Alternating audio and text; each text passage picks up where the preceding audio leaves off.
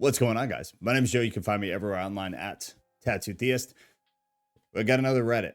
So I find Reddit very interesting. I find it interesting within the Christian sphere because it's got a very specific demographic within Christianity, in my opinion. In my opinion, Reddit is extremely progressive in both theology as well as lifestyle, as well as interpretation of the Bible. So you have a very modern view of Christianity. In my view, in my opinion, I believe it's a great aggregate for where is Christianity today? Outside of your small circle, outside of your church, what is Christianity in general in 2024? I find that even places like Christian marriage, Christianity, these subreddits on Reddit that are the biggest within the Christian ecosystem, I find them to be wildly progressive. So you get a really good view of what it is today. What are we dealing with today within Christianity? So I was digging through there and I found this, and I just want to talk about this because I talk to people about this relatively often, both men and women. And we just did a live stream on it that I'll link in the description. I had to put it on Rumble because it would have violated YouTube's terms of service. So you have to watch that over on Rumble. But we talked about this topic, and I'm delaying saying what the topic is for another 30 seconds because I don't want YouTube to bog this even more than they already do. So just hang with me for a minute. I'm going to read the post to you, and we're pretty much good to go here in just about 15 seconds. But it's a very good topic. Okay, so in the subreddit, Christian marriage, the title is Husband Watching Porn. It says, my husband confessed to me last night that he's been watching porn. We've had issues with our sex life for a while now, with me wanting it more than him. So now I know why.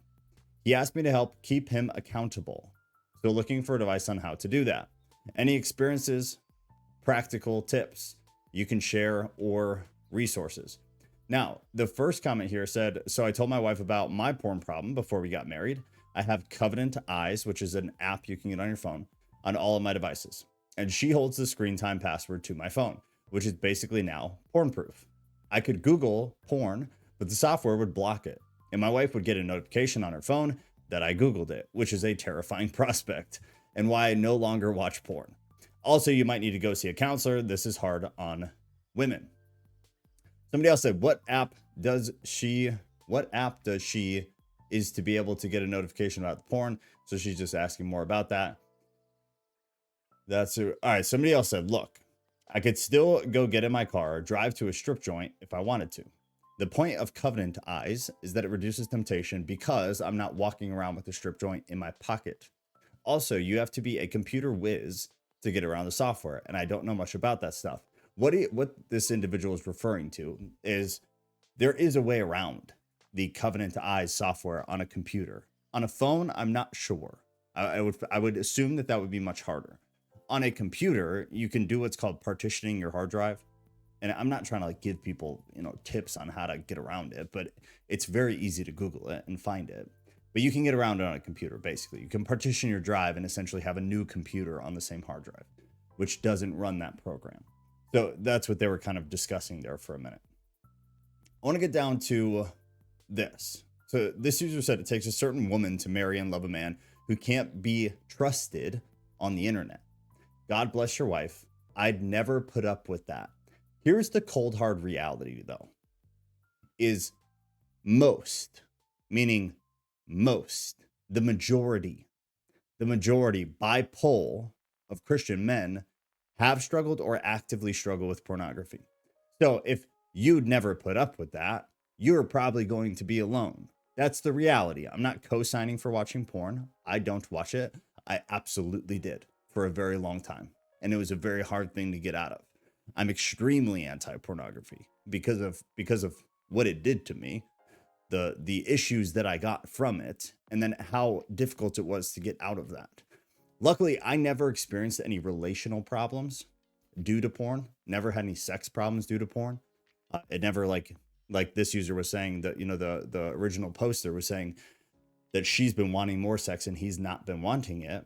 And now she knows why. Well, because for a lot of men, when they watch porn, they don't want to have sex with their wife. And the reason for that in most cases is that what they're seeking in pornography, their wife is not willing to do. And usually, rightfully so. Maybe not usually, but in a lot of cases, rightfully so. Because the problem with porn addiction is you usually start with something that's relatively tame. Normal-ish things, vanilla type of pornography. And what happens is the way that it functions in your brain, the way that it makes you fire in your brain is extremely similar to that of a drug.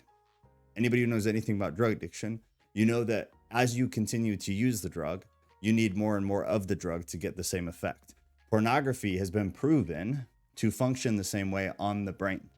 So how that usually manifests is what you're searching for, the degeneracy of it, the wildness of it, the not normalness of it is usually the part that needs to increase. So men get to a point where the only way that they can feel the satisfaction is one, through porn, but not through vanilla stuff, through more wild and more wild things as they continue progressing in the addiction.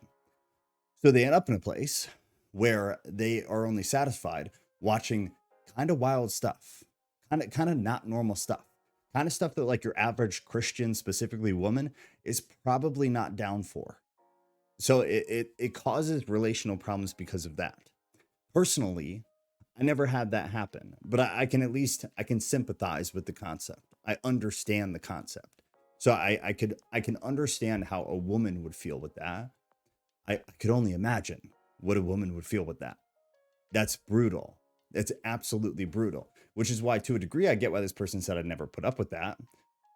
But again, the cold hard reality is you will probably be alone or you'll be with a liar, because the cold hard reality is most men currently watch porn, and even more of those men, even more men have at the very least, they in the past have had a massive problem with porn. Boys are now growing up watching internet pornography. So think, if you start at 12, which was a little later than for me. I started a little bit younger than that.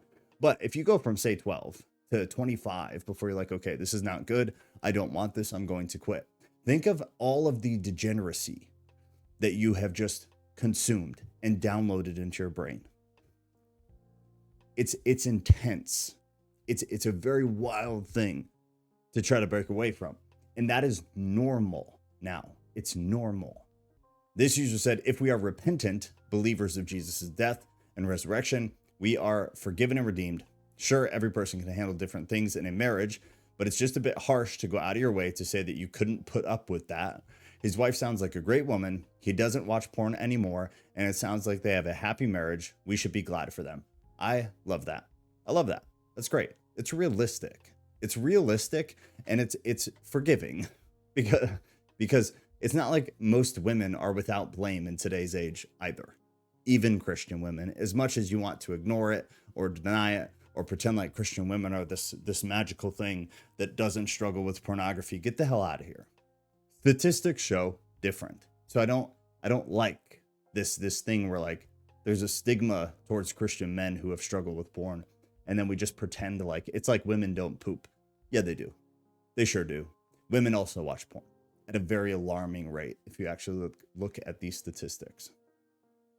Now, the only other point of this, and then we're going to drop off here, is this person said he needs to be accountable to someone other than you, which was my issue when I first read this post. Yes, he needs to tell you if he slips up, but he needs someone else he can process his struggles with and help walk him through. That person shouldn't be you. It will only cause more problems. I will take this to the next step and say that should not be a woman, period. If it is a counselor who specializes in pornography, sure. But honestly, I don't even think that's ideal. I think the ideal function for this is men coming around each other. Because even a woman who's licensed to deal with, she specializes in porn. Cool. It's still not the same as like a drug addict going to NA, where you're with a bunch of drug addicts. You guys have all experienced the same thing. And not only just the event or the drug, you've also experienced being a man with that problem. even if this individual, the husband, began talking to a woman, at their church or something, who had struggled with porn also, one, I have a problem with that. That's a recipe for disaster. But beyond that, the way that she dealt with porn, the way that it interacted with her brain is not the same as him, because biologically we are different. Chemically, we are different. Everything about us is different. This is why the distinction between men and women is not something that we should be as a society willing to just let go of. It's a fact of reality. So, in my opinion, he needs to be at least have one man who has accomplished getting rid of porn from their life entirely. Not still in the slip up phase, nothing, no. Years and years and years of no pornography. At best, a group of men who have accomplished that. I don't think there is anything better than that right there.